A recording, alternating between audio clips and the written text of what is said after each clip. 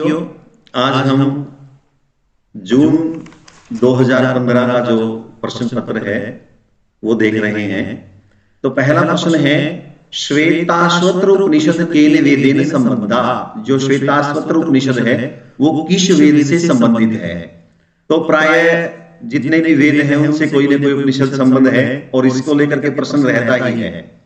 तो श्वेताश्वतर उपनिषद का जो संबंध है वो यजुर्वेद से है।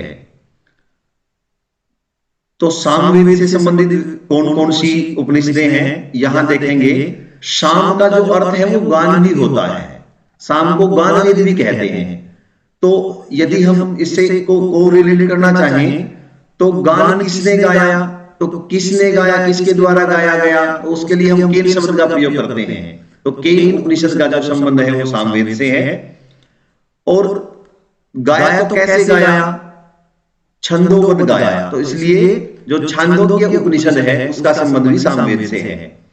इधर यदि हम ऋग्वेद की बात करें तो ऋग्वेद के दो उपनिषद प्राप्त होते हैं। कौन कौन सा? एक ऐत्रेय उपनिषद और दूसरी कौशिकी उपनिषद जो है वो ऋग्वेद की प्राप्त होती है। अथर्ववेद से संबंधित, क्योंकि अथर्ववेद सबसे बाद का वेद है और इसमें जादू, टोने, टोटके इत्यादि दिए हुए हैं। तो इसकी जो उपनिषद है वो भी बड़ी अजीब है। मंडूक जिसमें आए वो सोच लेना कि अथर्ववेद की है। मंडूक और मांडुक्य, मंडूक और मांडुक्य, ये दोनों उपनिषद जो हैं ये अथर्ववेद की हैं, मंडूक और मांडुक्य। तो मुझे लगता है कि सभी वेदों से संबंधित जो उपनिषदें हैं वो क्लियर हो गई होंगी। इनको लेकर के ही प्राय जो प्रश्न रहता है। प्रश्न संख्या 2 देखते हैं। उत्तिष्ठित जागृत प्राप्य वरान निबोधत इति कुत्र उपदिष्टम। उत्तिष्ठ उठो, जागृत जागो, प्राप्य वरान, वरान अच्छी चीजों को प्राप्त करके विराम करो। ये कहां उपदेश दिया गया है? तो यह कट उपनिषद में कहा गया है। कट उपनिषद किससे संबंधित है? कृष्ण यजुर्वेद से संबंधित है। अब मैं यहां पर भी एक प्रश्न छोड़ गया। यजुर्वेद के दो भाग हैं, एक कृष्ण यजुर्वेद, एक शुक्ल यजुर्वेद। तो जो शुक्ल यजुर्वेद है, शुक्ल यजुर्वेद की दो ही उपनिषदें मिलती हैं। एक ईशावास्य उपनिषद है और एक बृहदारण्यक उपनिषद है जो शुक्ल यजुर्वेद की है। और कृष्ण यजुर्वेद की कठ उपनिषद, ये जो पहली थी श्वेताश्वतर उपनिषद, मैत्रायणी उपनिषद, ये जो सारी उपनिषदें हैं ये कृष्ण यजुर्वेद से संबंधित हैं। तो उत्तिष्ठ जागृत वरान प्राप्य निराबोधत ये कठ उपनिषद में आया है। और कठ उपनिषद में यम नचिकेता संवाद भी आया है, यम नचिकेता संवाद। और इसमें जो नचिकेता है वो यमराज से 3 वर मांगता है। तो इसके वर को लेकर के भी प्राय प्रश्न रहता है कि पहला वर कौन सा था। पहला वर उसने मांगा कि जब मैं मेरे पिता के पास जाऊं मेरे पिताजी जो है मुझे देखते ही प्रसन्न हो जाए। जो दूसरा वरदान मांगा वो अग्नि विद्या के रहस्य को समझा। और जो तीसरा वरदान उन्होंने मांगा वो जीवन क्या है और आत्मा क्या है और मृत्यु क्या है, इसके विषय में जो है प्रश्न पूछे। तो इन तीनों का आपको ध्यान रहे। एक इसमें है आप सम धर्म सूत्र का संबंध किससे है? जो आप है ना, आप पानी होता है और पानी में जब सम बनता है तो काला बनता है। और काला किसका वाचक है? कृष्ण यजुर्वेद, कृष्ण में काला होता है। तो आप स्तंभ धर्म सूत्र जब पूछे तो आप तुरंत समझ लेना कि पानी के अंदर स्तंभ बनेगा, काला बनेगा था। आप स्तंभ धर्म सूत्र का संबंध कृष्ण यजुर्वेद से है। मांडुक्य उपनिषद अभी आई, इसका संबंध किससे है? इसका संबंध है अथर्ववेद से, मंडूक और मांडुक्य का। ईशावास्य उपनिषद का संबंध किससे है? इसका है शुक्ल यजुर्वेद से। अभी अग्रिम प्रश्न हम देखते हैं। मंडलकरम, मंडलकरम केन वेदेन संबद्धः। जो मंडलकरण है वो किस वेद से संबंधित है? तो आपको पता है कि जो ऋग्वेद है उसमें 2 प्रकार के कर्म मिलते हैं, एक अष्टकर्म, एक मंडल कर्म। मंडल कर्म के अनुसार ऋग्वेद में 10 मंडल है, 1028 सूक्त है और 10,580 मंत्र हैं। ये मंडल कर्म है। अष्टक कर्म के अनुसार 8 अष्टक हैं और प्रत्येक जो अष्टक है उसमें क्या है, वर्ग भी हैं। ये अष्टक कर्म है। यजुर्वेद का जो विभाजन है वो 2 प्रकार से हुआ है, शुक्ल यजुर्वेद और कृष्ण यजुर्वेद के रूप में। सामवेद का जो विभाजन है वो पूर्वार्चिक और उत्तरार्चिक के रूप में हुआ है। अथर्ववेद जो है वो विभाजित नहीं है। तो अथर्ववेदीय ब्राह्मण किम, अथर्ववेद से संबंधित कौन सा ब्राह्मण ग्रंथ है? तो यहां पर जो सही उत्तर है अथर्ववेद का जो ब्राह्मण ग्रंथ है वो है गोपथ ब्राह्मण। गोपथ में और शतपथ में अनेक बार जो ब्रह्म उत्पन्न हो जाता है। जो शतपथ ब्राह्मण ग्रंथ है वो अथर्ववेद का नहीं है। अथर्ववेद का एकमात्र गोपथ ब्राह्मण ग्रंथ उपलब्ध है। और जो तैत्तिरीय ब्राह्मण है यह कृष्ण यजुर्वेद का एकमात्र उपलब्ध ग्रंथ है। और जो ऐत्रेय ब्राह्मण है, ऐत्रेय और कौशिकी, ये 2 ब्राह्मण ग्रंथ मिलते हैं किसके, यजुर्वेद के, ऋग्वेद के मिलते हैं। और जो शतपथ ब्राह्मण ग्रंथ है इसका संबंध किससे है, शुक्ल यजुर्वेद। शुक्ल यजुर्वेद का यह एकमात्र ब्राह्मण ग्रंथ है। फिर से देखते हैं, गोपथ, जहां गोपथ की बात हो वहां अथर्ववेद को ध्यान रखना है। गोपथ से मिलता जुलता शतपथ ब्राह्मण ग्रंथ है, यह शुक्ल यजुर्वेद का है, क्योंकि तैत्तिरीय, मैत्रायणी, कठोर, कपिस्थल यह कृष्ण यजुर्वेद की शाखाएं थी। इसलिए तैत्तिरीय ब्राह्मण का जो संबंध है वो किससे है, कृष्ण यजुर्वेद से है। और ऐत्रेय और कौशिक के शब्द जहां पर आए तो उसका संबंध आपने सीधा ऋग्वेद से जोड़ना है। ऐत्रेय और कौशिक की, चाहे वो ब्राह्मण ग्रंथों की बात हो, चाहे वो आरण्यकों की बात हो, चाहे वो उपनिषदों की बात हो। अगले प्रश्न को देखते हैं।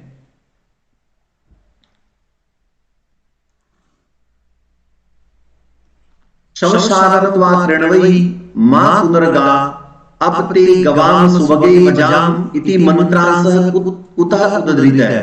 यह एक मंत्रांश दिया गया है और इसको बताना है कि ये कहां से लिया गया है। सवसारम, सवसा आप जानते हैं, सवसा का मतलब बहन होता है। तवा तुमको कृणवी करती हूं, मां पुनर्गा कहीं और मत जाओ, अपे ते गवाम सुवगे वजाम। तो जहां पर भाई और बहन की बात हो रही है तो ये सर्मापणी संवाद आया है। सर्मापणी संवाद, सर्मापणी संवाद से इन पंक्तियों को लिया गया है। एक बात ध्यान रखें, जब संवाद सूक्तों की बात होगी, संवाद सूक्तों की बात होगी तो संवाद सूक्त अधिकतर दशम मंडल में मिलते हैं। दशम मंडल में मैंने अधिकतर शब्द का प्रयोग किया, ऐसा नहीं है कि संवाद सूक्त सिर्फ दशम मंडल में ही मिलते हैं, फिर भी अधिकांश, जैसे यम संवाद है ये 10वें मंडल का 10वां सूक्त है। 10वें मंडल का 10वां सूक्त। आप ध्यान रखना क्योंकि यम और यम ये मिलते जुलते शब्द हैं, इसलिए आप ध्यान रखना कि 10वें मंडल का 10वां सूक्त है। क्योंकि यम के लिए यदि 10 लगाएंगे तो यम के लिए भी हमने 10 लगा दिया। विश्वामित्र नदी संवाद ये दशम मंडल का नहीं है। विश्वामित्र, जब मित्र बोलते हैं तो यहां 3 की भावना उत्पन्न होती है मित्र में, तो सोच लेना तीसरे मंडल का 33वां सूक्त है। तीसरे मंडल का 33वां सूक्त विश्वामित्र नदी संवाद। यहां पर विश्वामित्र का नदियों के साथ संवाद दिखाया गया है। एक महत्वपूर्ण संवाद है पुरुरवा उर्वशी संवाद। पुरुरवा उर्वशी संवाद यह भी दशम मंडल का 95वां सूक्त है। 10वें मंडल का सर्मापणी संवाद जिसकी बात हो रही थी यह भी दशम मंडल का 108वां सूक्त है। 108वां। तो फिर से मैं दोहरा रहा हूं, संसारत्वाकर्णिमा पुनर्गा यह सर्मापणी संवाद से लिया गया है। अधिकतर संवाद सूक्त जो है वो दशम मंडल में मिलते हैं, लेकिन विश्वामित्र नदी संवाद ये तीसरे मंडल का 33वां सूक्त है। यम 10वें मंडल का 10वां सूक्त है। पूर्वा उर्वशी 10वें मंडल का 95 और सर्मापणी संवाद 10वें मंडल का 108वां सूक्त है। अग्रिम आगे है अंतरिक्ष स्थानीय देवता का। जो अंतरिक्ष स्थानीय देवता है वो इनमें कौन है? तो जब भी आप देवताओं के विषय में बात करेंगे तो उनको भी आप कोरिलेट अवश्य करें। यहां पर जो अंतरिक्ष स्थानीय देवता है वो रुद्र है। जिसमें भी पीछे ग्रह आएगा वो अंतरिक्ष स्थानीय देवता है। इसमें एक इंद्र आ जाते हैं, इंद्र। क्यों? क्योंकि इंद्र पीछे से ग्रह आया है। तो अंतरिक्ष स्थानीय में इंद्र, एक हो गए रुद्र, और देखिए अंतरिक्ष में कौन रहता है? पर्जन्य। अंतरिक्ष में पर्जन्य रहता है, तो पर्जन्य भी जो है वो अंतरिक्ष स्थानीय देवता है। और एक जो रहते हैं अंतरिक्ष में वायु और मारुत, ये अंतरिक्ष स्थानीय देवता हो गए। अब पृथ्वी पर जिनकी आवश्यकता होती है वो पृथ्वी स्थानीय देवता, अग्नि की कहां आवश्यकता होती है? पृथ्वी पे, इसलिए अग्नि पृथ्वी स्थानीय देवता। सोम का पान लोग कहां करते हैं? पृथ्वी पे करते हैं, इसलिए सोम भी क्या है? पृथ्वी स्थानीय देवता है। प्रधानम च षट्सु अंगेषु किम, जो आया है हमारे वेदांगों के विषय में जो बात आई है, छंद पादु वेदस्य स्तव कल्पोत पठ्यते, तो वहां पर उन 6 वेदांगों में प्रधान क्या है? तो वहां पर क्या है प्रधान? व्याकरण। जो कल्प है वो वेद को उसके हाथ माने गए हैं, छंद को पैर माना गया है, और शिक्षा उसको ग्राण नासिका माना गया है। और जो प्रधान है इन 6 के 6 वेदांगों में वो क्या है? व्याकरण। और व्याकरण के प्रयोजन भी महर्षि पतंजलि ने बताए हैं। रक्षा, ऊह, आगम, लघु और ऐशंदेह, ये जो हैं 5 प्रयोजन बताए गए हैं व्याकरण के। व्याक्रियन्ते शब्दानेति व्याकरणम, जिसके द्वारा शब्दों को की व्याख्या की जाती है, शब्दों की उत्पत्ति की जाती है, उसको व्याकरण कहा गया है। अगले प्रश्न है शर्व लघु इति को गण है, जिसमें सारे लघु हो है, कौन सा गण होता है? तो आपको ध्यान होगा यह माता राजभानस लगा, यह माता राजभानस लगा। इसके द्वारा हम लघु और गुरु की व्यवस्था करते हैं।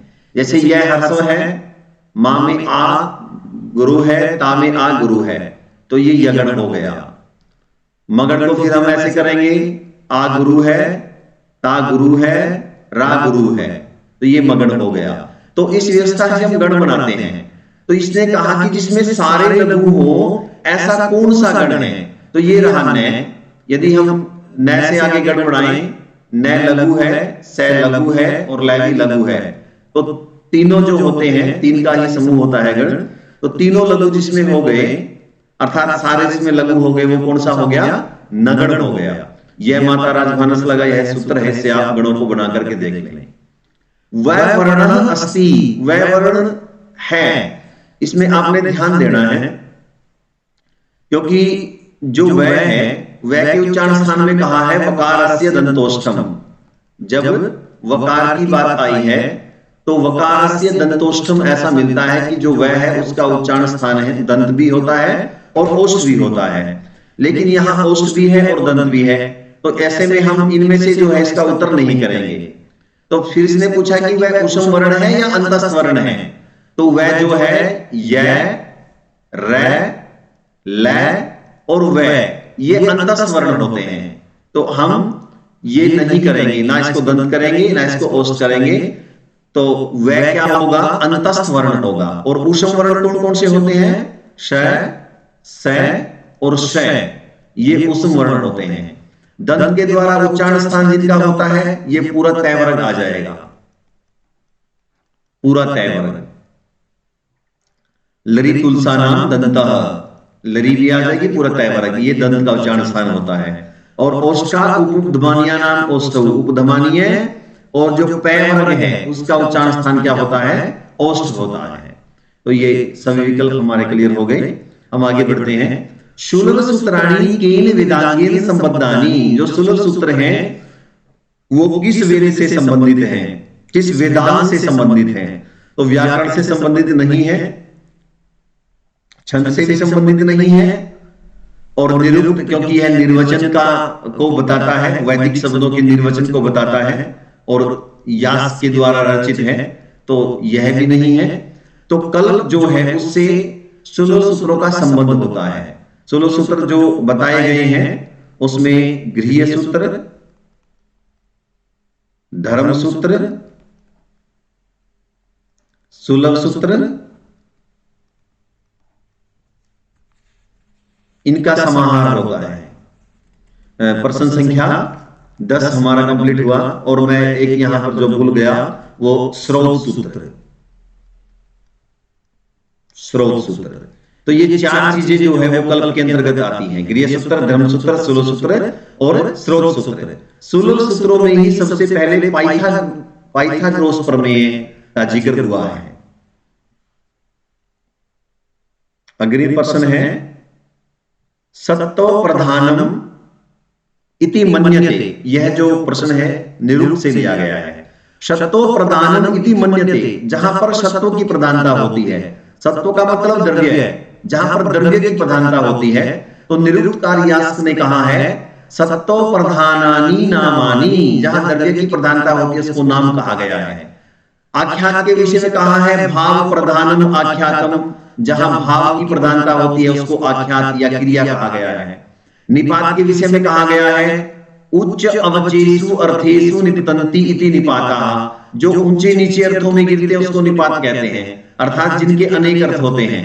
और उपसर्गों के विषय में शाक्रायन ने कहा उपसर्गाः अनेकार्थका भवन्ति, उपसर्गों के अनेक अर्थ होते हैं। तो जो प्रश्न था वो था सत्तो प्रधानानि, सत्तो प्रधान किसको माना जाता है? तो सत्तो प्रधानानि नामानि, ये इसका सही उत्तर होगा। आख्यात कहते हैं भाव प्रधानम आख्यातम को, और निपात कहते हैं उच्च अवचेषु अर्थेषु निपतन्ति निपाता, जो ऊंचे और नीचे अर्थों में गिरते हैं उनको निपात कहते हैं, जिनके अनेक अर्थ होते हैं। और उपसर्गों के विषय में कहा कि उपसर्गा अनेक अर्थ का भवन्ति, उपसर्गे हैं जो अनेक अर्थों वाली होती है।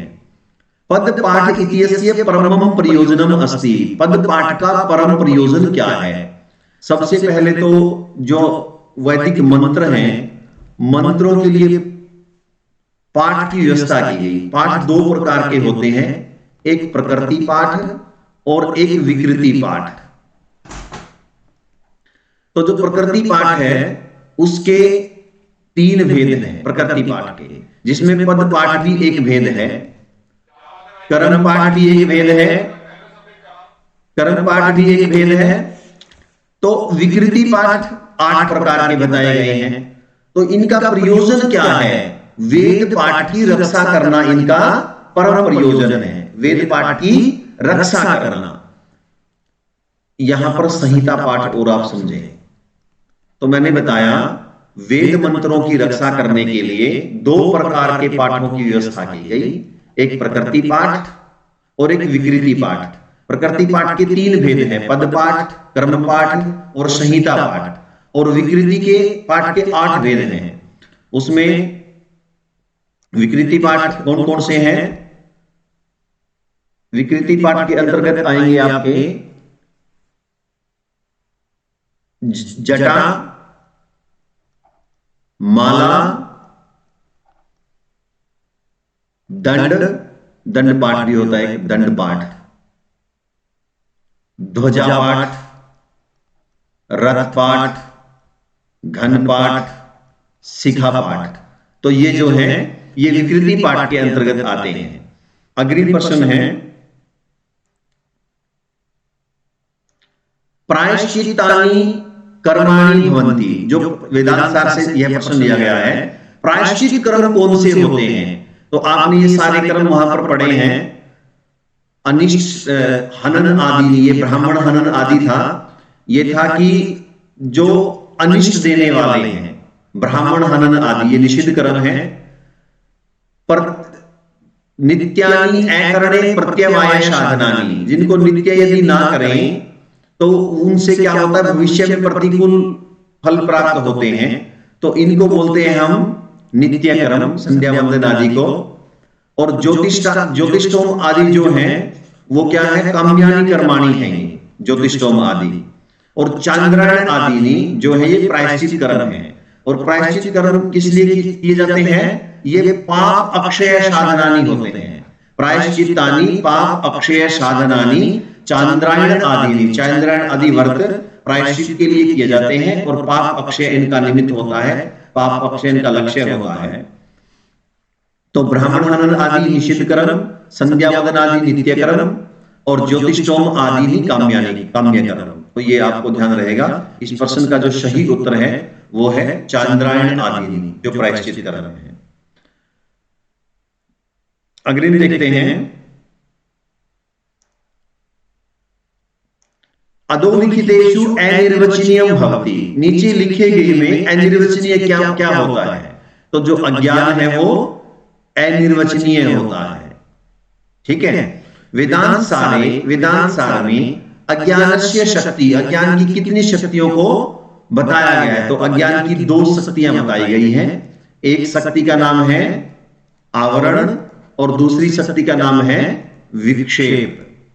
ये 2 शक्तियां वेदांत सार में बताई गई हैं। और इन दोनों शक्तियों से जो उपहित चैतन्य है, जो उपहित जीव है, वह 2 प्रकार से कारण होता है। जैसे जो लूता होती है, जो मकड़ी होती है, जो लूना होती है, वो पट के प्रति, किसके प्रति? कपड़े के प्रति, क्योंकि कपड़े, जो कपड़ा है वो धागे से बनता है और धागा कहां से आता है? वो मकड़ी से आता है। तो यह अपने लूना जो होती है वो पट के प्रति निमित्त कारण होती है, निमित्त कारण, और यह इस पट के प्रति उपादान कारण भी होती है। उपादान कारण कब होती है? अपने शरीर के कारण, और क्योंकि इसमें सहयोग देती है, सहायता देती है, तो इसलिए निमित्त कारण भी होती है। तो अज्ञान की दोनों शक्तियों के बारे में मैंने आपको बताया, आवरण और विक्षेप के बारे में। वेदांत सार में अज्ञान की शक्ति 2 वर्णित की गई है। तो 3, 4 और 5 इन विकल्पों के विषय में आपने सोचना भी नहीं है। प्रश्न संख्या 16, ये भी वेदांत से लिया गया है। लिंग शरीराणि, लिंग शरीर के कितने अवयव होते हैं? तो लिंग शरीराणि सप्तदश अवयानि, लिंग शरीर के 17 अवयव माने गए हैं। वो कौन कौन से? 5 ज्ञानेंद्रियां, 5 कर्मेंद्रियां,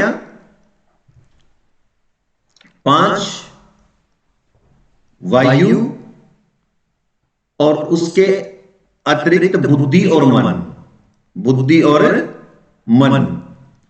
इसको क्या माना गया है? लिंग शरीर माना गया है।